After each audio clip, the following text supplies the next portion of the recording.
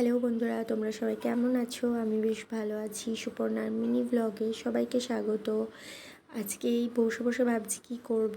এই দেখো কত জামা কাপড়গুলো গুছিয়ে নিই। এই দেখো গুছিয়ে চলে এলাম, খুব খিদে পেয়েছে, খাইগা তাহলে।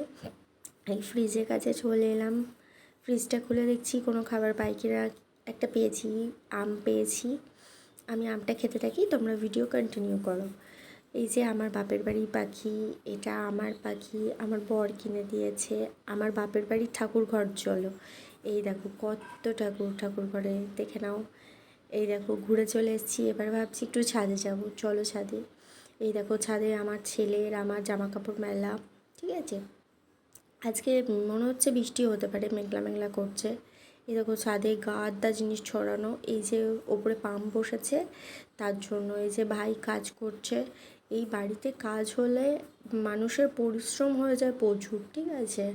আমার মা আর ভাই মিলে করছে। এই দেখো আমি এই ওয়েদারটা ফিল করতে থাকি, তোমাদের সাথে কথা হবে পরে। Tata, bye bye.